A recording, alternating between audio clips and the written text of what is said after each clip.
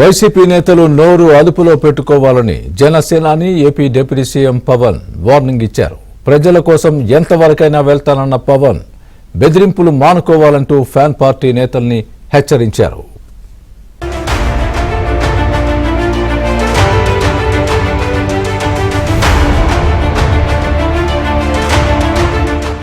పదవి బాధ్యత పేరుతో జనసేన అధినేత డిప్యూటీ సీఎం పవన్ కళ్యాణ్ సమావేశం నిర్వహించారు. జనసేన ఎమ్మెల్యేలు, ఎమ్మెల్సీలు, స్థానిక సంస్థల ప్రతినిధులు, పలు కార్పొరేషన్ల చైర్మన్లు సమావేశంలో పాల్గొన్నారు. భవిష్యత్తులో అనుసరించాల్సిన వ్యూహాలు, పార్టీని ప్రజల్లోకి తీసుకువెళ్లే విధానాలను పవన్ వివరించారు.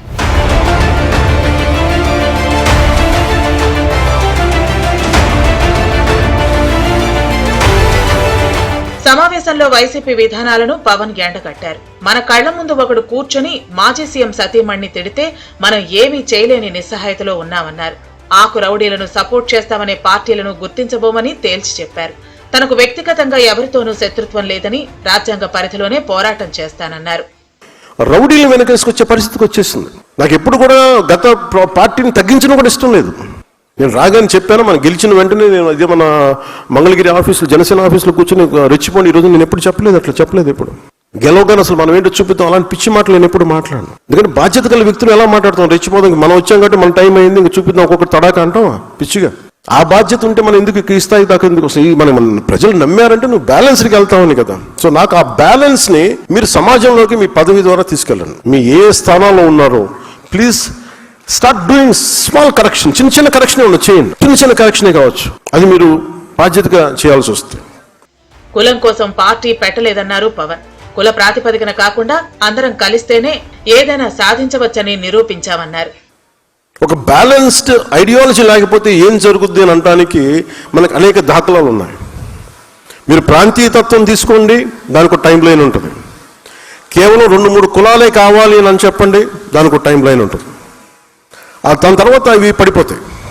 మీకు సరైన ఐడియాలజీని కనుక మనం ఎంచుకోకపోతే, అందుకు నేను చాలా తపన పడ్డాను. జనసేన ఐడియాలజీ ఇది వెళ్ళే కొద్దీ ఇది విస్తృతంగా పెరిగే ఐడియాలజీ తప్ప, ఎక్కువ మందిని లోపలికి వచ్చే ఐడియాలజీ తప్ప వేరు చేసే ఐడియాలజీ అయితే కాదు. ఇది మీకు నేను బలంగా, దానికి ఉదాహరణ మీరు ఈరోజు ఇక్కడ కూర్చున్నారు మీరు అందరూ. అంటే నాకు బలం లేకపోతే, నాకు ఎంత బలం ఉండాలి నాకు ఈ ఐడియాలజీ. నేను బతికే భావజాలం అది. నేను బతికే భావజాలం. నేననే కాదు, మనిషి అన్నోడు ఎవడైనా సరే సరిగ్గా దారిలో ఉండాలి, ప్రపంచం దేశం అనుకున్నాడు ఎవడైనా బతికే భావజాలం. నువ్వు ఎన్ని అర్థం చేసుకోవాలి. ఇక పోలవరం ప్రాజెక్టుకు అమరజీవి పొట్టి శ్రీరాములు పేరు పెట్టాలన్నారు పవన్. ఇది తన వ్యక్తిగత అభిప్రాయం మాత్రమేనని, కూటమి పార్టీల నేతలంతా కలిసి దీనిపై నిర్ణయం తీసుకోవాల్సి ఉందన్నారు. ఒక పోలవరం లాంటి ప్రాజెక్టుకి ఆ మహానుభావుడు పేరు పెడితే నిజంగా, అంటే భాషా ప్రయుక్త రాష్ట్రాలు తెచ్చినవాడు, ఆకలితో అలమటించినవాడు. అంటే పోలవరం ప్రాజెక్ట్ అంటున్నాం, కానీ అలాంటి నాకు అనిపించింది. ఒక చిన్నపాటి 2 మండలాలకు ఒక జిల్లాకు వచ్చే దానికి కాదు దీనికి పెద్ద పేరు పెట్టాలంటే, ఒకసారి ఇలాంటి ప్రతిపాదన అంటే ఇది నా ఉద్దేశం. ఇది కూటమి ప్రభుత్వం కాబట్టి నా ఒక్కటి ఉద్దేశం పనిచేయదు. ఇక్కడ అందరి చాలా మంది సమగ్ర కొన్ని కోట్ల మంది కూర్చొని ఎవరెవరి ప్రతినిధులు తీసుకొని, నా కోరిక ఇది, నా లోపల ఉన్న కోరిక, పోలవరానికి అమరజీవి పొట్టి శ్రీరాములు గారి పోలవరం ప్రాజెక్ట్ అంటే నాకు చాలా గొప్పగా ఉంటుంది. అది కుదురుతుందో లేదో మనకు తెలియదు, కానీ బట్ నాకైతే కోరిక. పదవులను అలంకారంగా కాకుండా బాధ్యతతో పనిచేయాలంటూ జనసేనాని పవన్ కళ్యాణ్ దిశానిర్దేశం చేశారు.